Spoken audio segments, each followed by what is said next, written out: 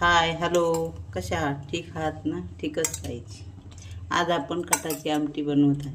त्याच्यासाठी पहिलं खोबरं भाजून घेतलेलं परत एकदा भाजून घेऊ.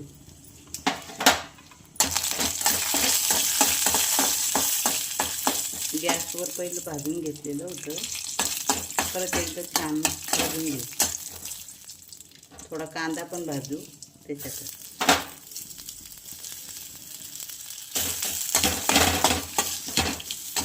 तेलात थोडं परतून घ्यायचं. हे लगेच आलं काढून घ्यायचं.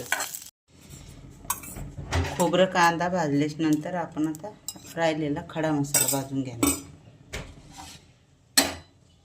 त्याच्यासाठी थोडे धने, अद्रक, तेजपत्ता, थोडी दगडफूल, लसण. आता आपण सांबाराच्या थोड्या काड्या टाकून घेऊ, त्याच्यामुळे छानशी टेस्ट येते. याला पण परतलं काढून घेणार आपण. थोडी आमटीची डाळ पण भाजून घ्यायची. याची छान भाजून घ्यायची आमटीला.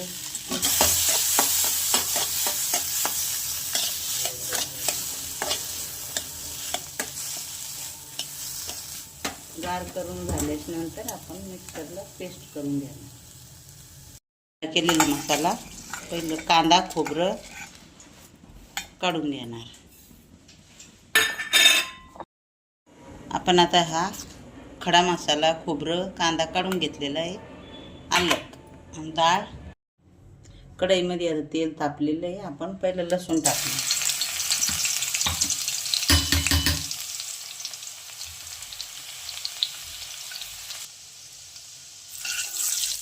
आता हा आपण जो काळा मसाला बनवून घेतला तो टाकणार. याला पण चांगलं परतून घ्यायचं. तेल सुटेपर्यंत परतून घ्यायचं.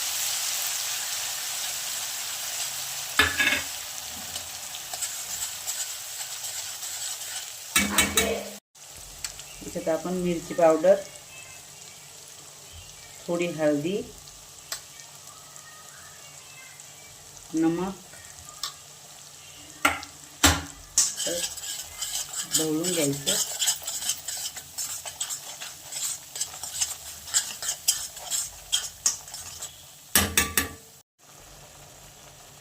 आपण आता ही डाळ पण एकदा परतून घेणार मसाल्याबरोबर. त्याला पण छानसं परतून घ्यायचं.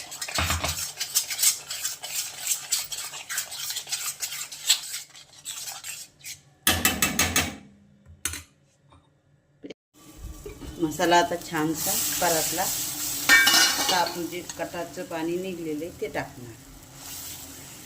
कटाचं पाणी आपल्या अनुसार घट पातळ आपण ठेवू शकतो. 2 मिनटं उकळवायचं, नंतर लगेच काढून घ्यायची. खूप छान वास येतो. आता आपण झाकण ठेवून याला 2 मिनिट उकळी काढणार. आता आपली कटाची आमटी तयार आहे. आपण आता थोडं वरती कोथिंबीर टाकून घेणार. आमटी खायला पुरणाची पोळीसोबत तयार. आपली कटाची आमटी तयार आहे. व्हिडिओ आवडला तर लाईक करा, शेअर करा. घरी नक्की करून बघा.